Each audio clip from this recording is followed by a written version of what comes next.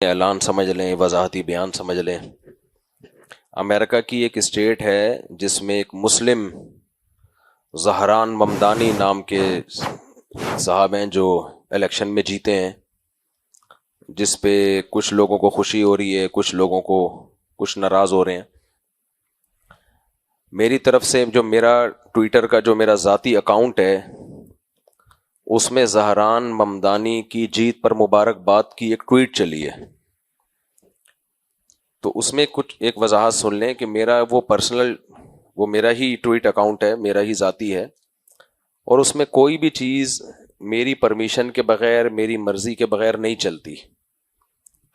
بعض ساتھیوں کے ذمہ لگاتا ہوں ٹویٹ کرو تو مجھے بھیجو تاکہ میں اس کو پڑھوں، اس کی نوک پلک کو درست کروں، اور پھر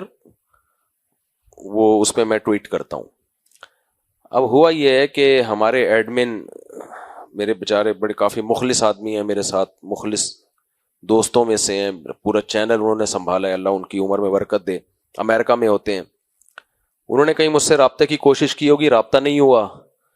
تو انہوں نے اعتماد کی بیس پہ ٹویٹ چلا دی زہران ممدانی کی مبارکبادی کی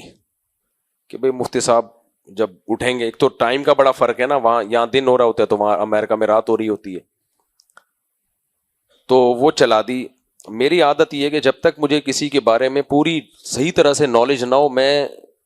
نہیں کسی کی تعریف کرتا نہ برائی کرتا ہوں۔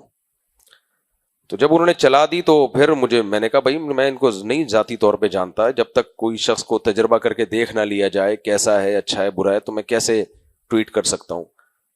تو خیر میں نے ایڈمن کو کہہ دیا ہے کہ وہ ٹویٹ ہٹا دیں، لیکن وہ ٹویٹ اس بیس پہ چل گئی ہے، تو اس میں ایڈمن سے مسٹیک ہوئی ہے، اس مسٹیک کے پیچھے کوئی فساد کا جذبہ نہیں تھا، اصلاح کا جذبہ ہی تھا۔ لیکن بہرحال یہ میں نے ان سے کہہ دیا ہے کہ میں جب تک پرسنلی کسی کو نہیں جانوں گا تو میں اس کے بارے میں ٹویٹ نہیں کروں گا، تو اس لیے وہ ٹویٹ ہٹا دی جائے گی، اور اس کو میری طرف اسکرین شاٹ لوگوں نے کھینچ کے رکھ لیے ہیں تو اس کو میری طرف منسوب نہ کیا جائے۔ ہوتا نہیں ہے میرے ٹویٹر اکاؤنٹ پہ ایسا، لیکن ہو گیا ہے، ہو جاتا ہے انسان ہے، سب کچھ ہو جاتا ہے مارکیٹ میں، جب مارکیٹ میں دنیا کی آئیں گے تو مارکیٹ میں سب کچھ ہوتا ہے۔